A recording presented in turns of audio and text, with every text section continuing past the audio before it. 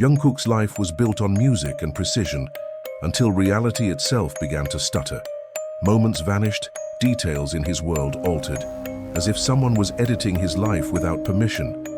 The tipping point? A message written in an all-too-familiar hand at a moment when he was completely alone. How could he go on when the very foundations of his world seemed to be crumbling from within?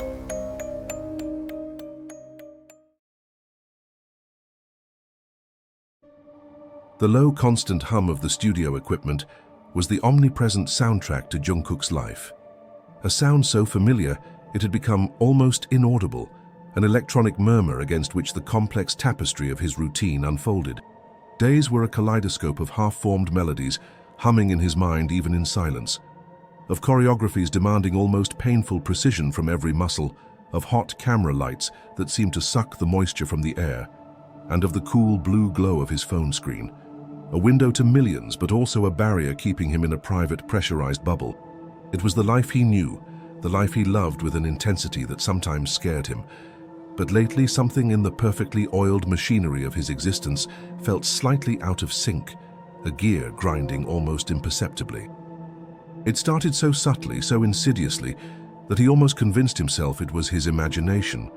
Small stumbles in the continuity of his consciousness, like momentary skips in an old film reel.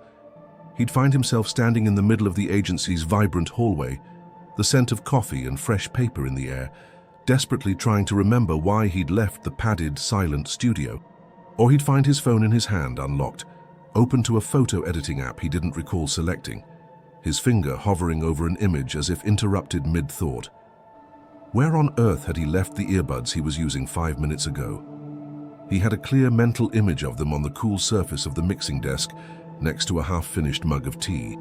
Now the mug was there, but the earbuds had vanished, only to reappear hours later in the inner pocket of his jacket, a place he never kept them, without him having the slightest memory of putting them there. It was like tiny personal gremlins were rearranging his life in microseconds. Exhaustion, he'd murmur to himself, the word becoming an increasingly unconvincing mantra. He rubbed his temples where a dull yet incredibly persistent ache had begun to pulse with the rhythm of his own blood. It was the logical explanation, the easiest one, the one everyone around him would offer with understanding smiles. The new solo album, his first large-scale project completely on his own, demanded every atom of his creative and physical energy. Nights dissolved into early mornings in the studio, the pressure to deliver something not just good, but exceptional weighing on his shoulders like a cloak of lead. The strict diet left him with a constant gnawing hunger. Rehearsals in the dance studio, unforgiving mirrors reflecting every move, the smell of sweat and waxed wooden floors, the repetitive sound of music until it became part of his DNA, left his muscles burning and his mind numb. It was perfectly natural then that his mind was overloaded, stumbling over trivial details like a computer low on memory. His manager, Sejin, a man whose calm exterior hid an almost frightening attention to detail, noticed his distant look during a planning meeting. "Get some more rest, JK, the world can wait an hour," he said, his voice gentle but with an undercurrent of professional concern as he placed a cold bottle of water in his hand. The coolness of the plastic was a welcome shock. Jungkook forced a smile, the movement feeling foreign on his face. "Thanks, Hyung, I'll try." Rest. If only it were as simple as closing his eyes. The problem wasn't sleep, it was waking up and feeling like pieces of the previous day were already missing. But the feeling of strangeness wasn't just passive forgetfulness. It was more active, more disturbing. It was like a poorly done edit in reality itself. Little skips in the tape of his perception, so fast they barely registered, but left a residue of confusion. One day in the mirrored dance studio, while running through a particularly complex sequence involving quick turns and sharp stops, he felt a brief, sharp moment of disorientation. For a split second, the world seemed to tilt slightly to the left. The music seemed to stutter, skip a single, almost inaudible beat, or perhaps he had skipped. His reflection in the mirror ahead, that other Jungkook who mimicked him perfectly, seemed to hesitate, a ghost of movement, a momentary blur that didn't match his physical command. He blinked, the flow returning instantly, the instructor's steady count pulling him back into the rhythm. He chalked it up to a near stumble, a momentary loss of balance due to exhaustion. No one else seemed to notice. The other dancers remained focused, their bodies moving in sync. But the lingering sensation, cold and unsettling like an electric shiver, remained for several seconds, a silent reminder that something was wrong. That night in his apartment, a sanctuary of neutral tones, soft textures and indirect lighting, meticulously designed to be an oasis of calm in his hectic life. He tried to truly relax. The silence here was different from the studio's silence. It was a domestic silence punctuated by the distant hum of the refrigerator and the muffled sound of traffic many floors below. He put on an old playlist, familiar sounds of smooth R&B that should have anchored him, wrapped him like a warm blanket. But as he scrolled through the options on his music app on his tablet, something caught his eye. A recently created playlist, dated the day before. The title was just one word: Threshold. He frowned, his heart giving an uncomfortable little jump. He had no memory, absolutely none, of creating it. Playlist titles were something he put thought into. Threshold? What did that even mean? He clicked on it with growing apprehension. The songs were mostly tracks he loved, some obscure soul gems, other longtime favorites he used for vocal warm-ups. But there were 2 or 3 in there that made him pause, his blood running a little cold. An experimental jazz track, full of dissonances and broken rhythms that he'd listened to exactly once. Found academically interesting, but would never ever add to a personal playlist for relaxation. And an acoustic indie ballad, sung by an ethereal female voice, that seemed vaguely familiar but evoked a deep, almost desolate melancholy he actively tried to avoid. It was almost his playlist, like a slightly distorted copy, as if someone had read his mind, but with small errors in translation. Strange, deeply strange. Maybe he'd created it in a moment of extreme distraction, late at night, randomly clicking on songs. He tried to force that explanation into his mind, but it didn't fit. It felt thin, threadbare. He shrugged, but the gesture didn't even convince himself. He closed the app, the apartment's silence suddenly feeling heavier, more charged with unspoken questions. The refrigerator hum seemed louder. The following days brought more of these small slips, like pebbles in the gears of his routine. During a rare coffee break with HOSEOK, whose smile could usually dissipate any cloud, the conversation flowed easily about future plans and pleasantries. HOSEOK was telling a hilarious story about a variety show they had supposedly watched together the night before in the shared dorm, laughing as he imitated one of the guests making an exaggerated face. Jungkook laughed along, the sound feeling a bit forced even to his own ears. An unsettling fog hung in his mind.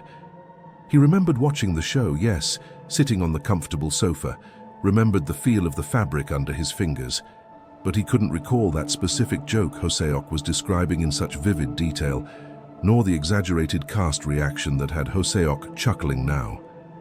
A chill ran down his spine, a sense of unreality. It was like hearing about an event he had participated in, but through someone else's account, lacking the direct sensory memory, the texture of the experience. He forced a wider smile, nodding vigorously, hoping his expression didn't betray the inner vertigo. "Yeah, wow, that was hilarious," he managed to say, his voice sounding a bit hollow, distant.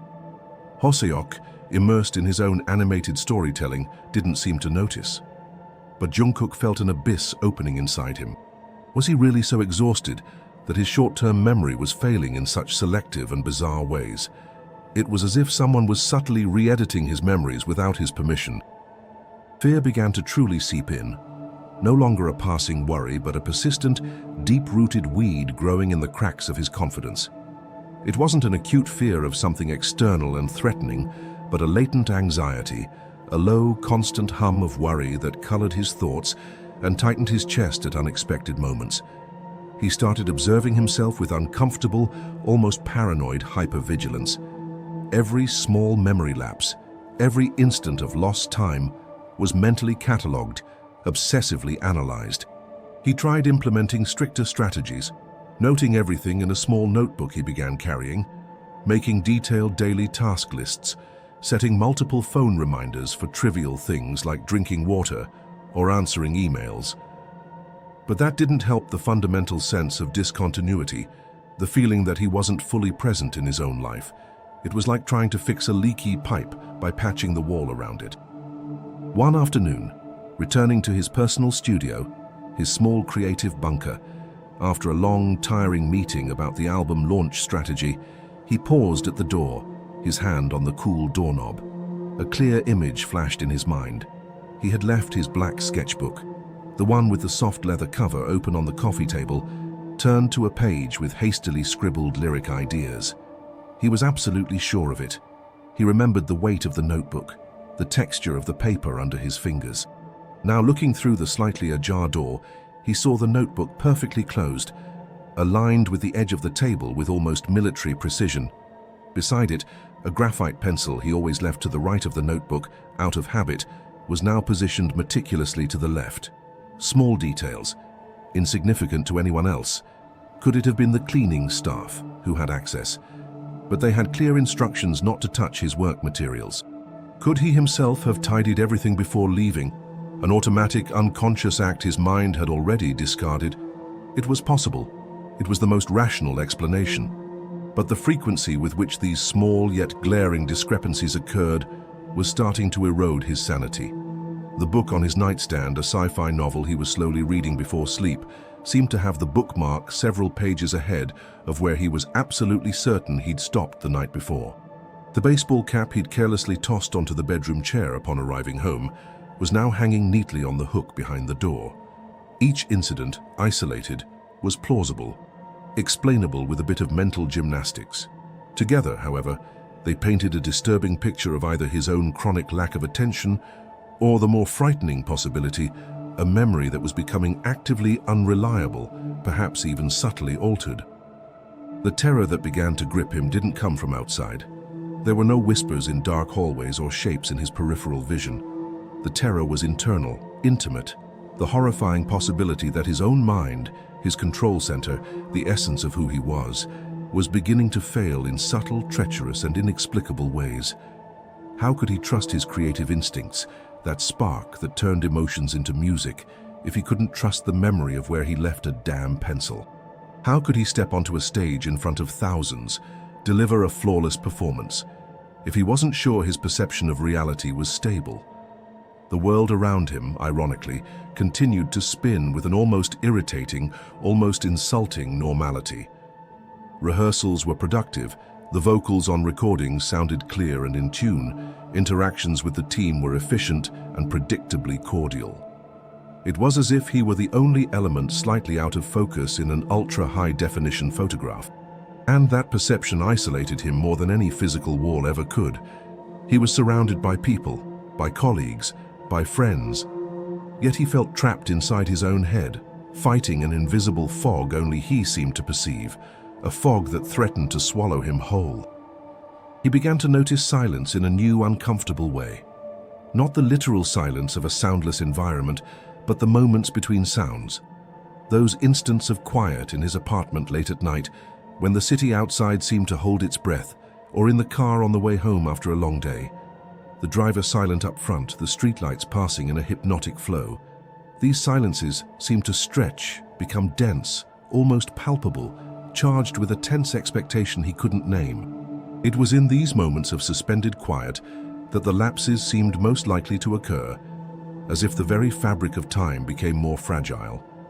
A blink that lasted just a fraction too long, and suddenly the street outside looked subtly different. A streetlight's glow slightly dimmer or brighter, a parked car that hadn't been there before. Or he'd be looking at the digital clock on the nightstand, watching the numbers change, 0217, 0218, but feeling with a disturbing certainty that an extra second, an invisible, uncounted second, had slipped in between them. Subtle, maddening. He tried to talk vaguely about it with Namjoon during a rare break between schedules.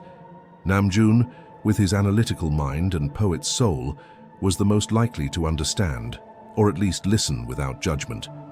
Sitting in a quiet corner of the agency's break room, Jungkook mentioned the extreme fatigue, the growing difficulty concentrating, the times he was blanking out that caught him by surprise. Namjoon listened patiently, his dark, intelligent eyes fixed on Jungkook's, as he always did. "It's the pressure, Kuka," he said. his voice calm and thoughtful. "You're pushing yourself to an almost superhuman level with this album. Your brain is just overloaded. Maybe you need a real vacation, you know? Completely disconnect for a week, go somewhere with no cell signal." Namjoon offered practical advice on meditation techniques, deep breathing, stress management.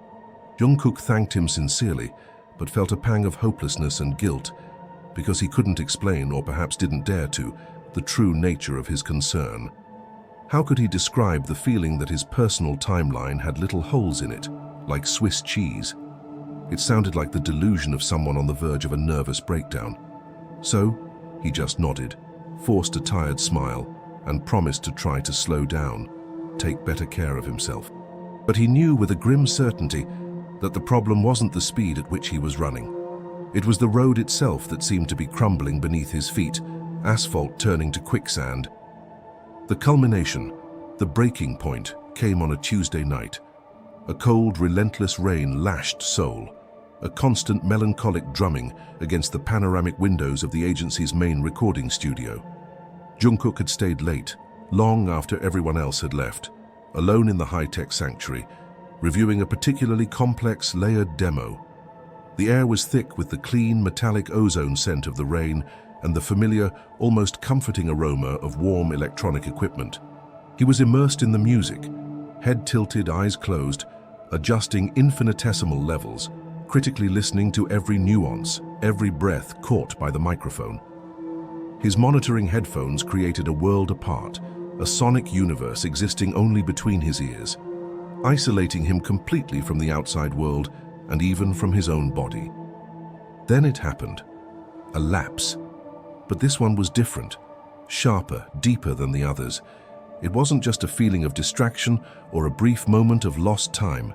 It was like an abrupt cut in the electric current of his consciousness. An instant of absolute blankness, not visual but mental and sensory. A total absence of thought, sensation, awareness of time. As if for a second he simply ceased to exist. It lasted maybe a second, maybe two. It was impossible to say precisely. When his consciousness refocused, like an old TV tuning into a channel, the music was still playing in his ears, exactly where it should have been in the track's timeline, with no apparent interruption in the audio. But the sense of discontinuity was brutal, violent, leaving a metallic taste of panic in his mouth.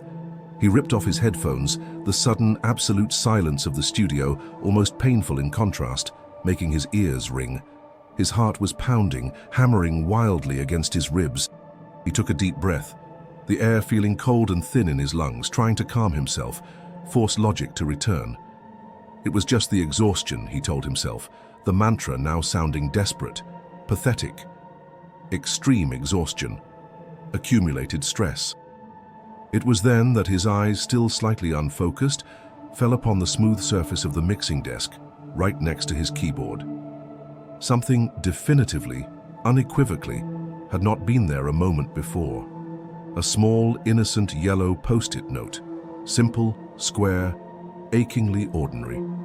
But what was written on it, in hurried, familiar handwriting, made the blood freeze in his veins and the air flee his lungs.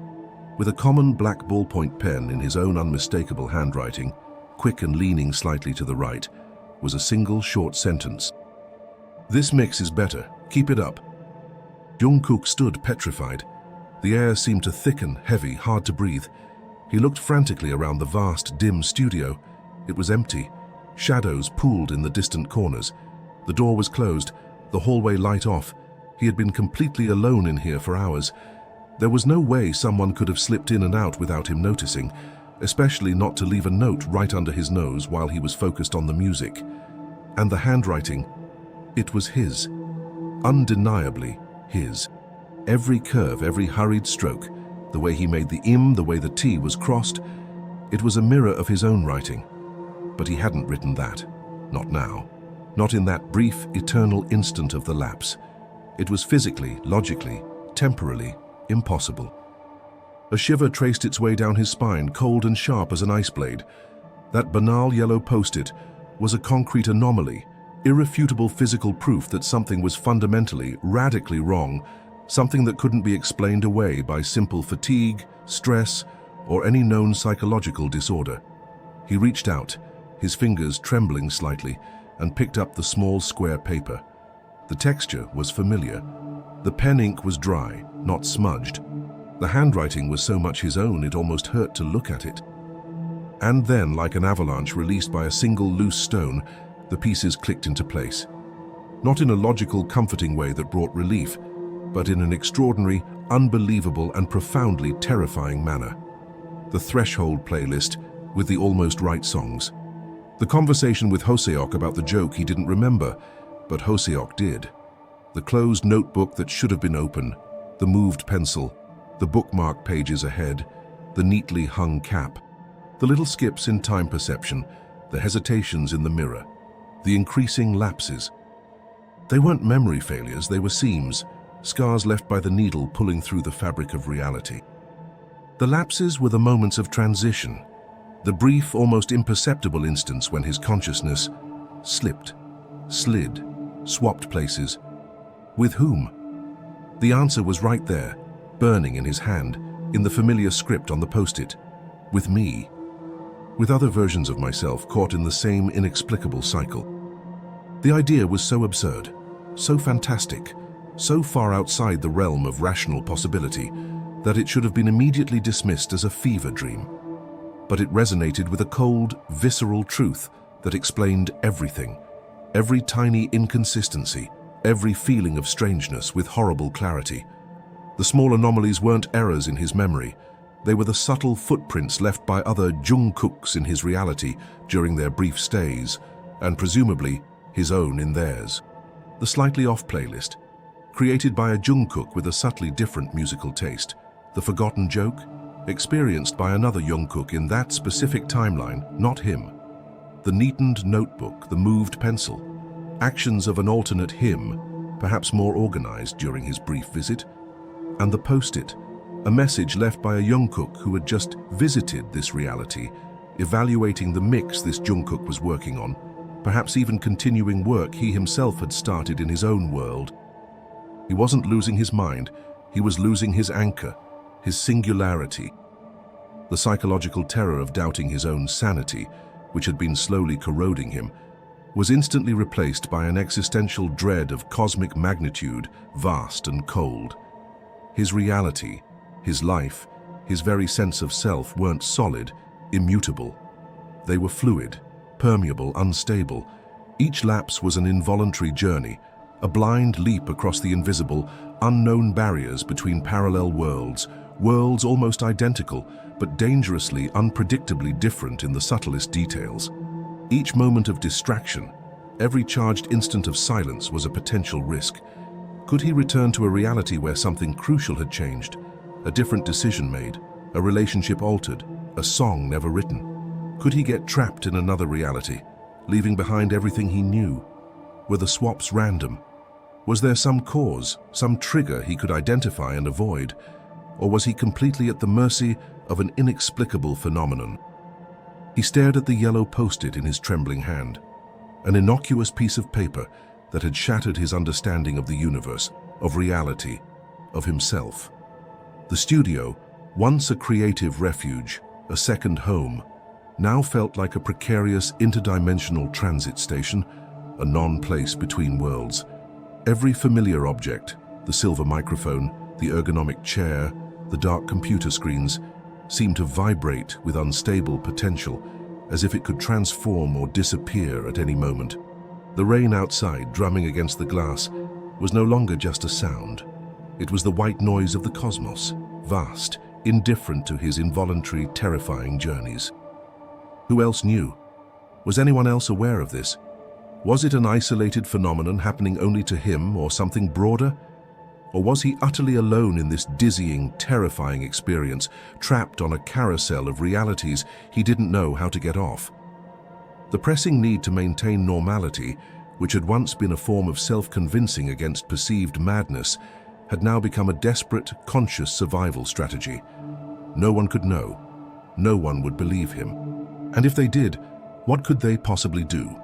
How do you fight the very structure of reality? He crumpled the post-it forcefully in his hand, feeling the edges cut into his palm, then smoothed it out carefully, almost reverently, and folded it into a tiny square, tucking it into his jeans pocket like a talisman or proof. A tangible reminder of the fragile, perhaps multiple nature of his existence. He took a deep breath, the air still feeling thin, electric. He needed to carry on. He needed to finish the mix. He needed to go home and try to sleep. He needed to rehearse tomorrow morning. He needed to smile for the cameras, interact with the fans, record more songs.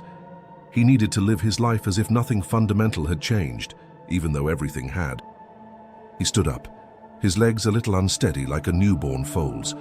He walked slowly to the large studio window, which reflected his pale face against the deep blackness of the rainy night outside.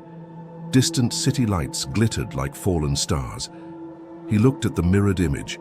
The same dark, wide eyes, the same messy hair, the same expression of exhaustion, now tinged with a new kind of fear, deeper and colder.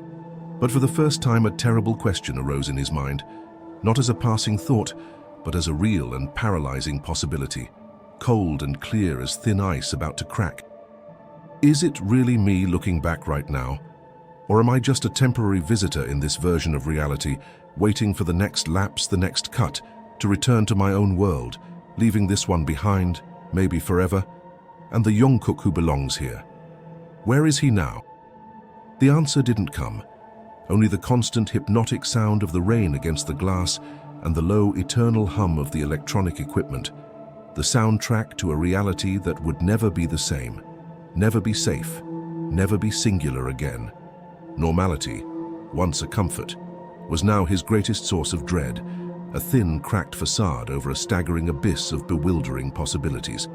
And he would have to walk this invisible tightrope alone, with each hesitant step, each apprehensive breath, each constant lapse threatening to undo him. The show had to go on, even if the stage was crumbling beneath his feet. Did you enjoy the story? Subscribe, hit the like button, and comment what you thought. Pick a link on the screen for more stories.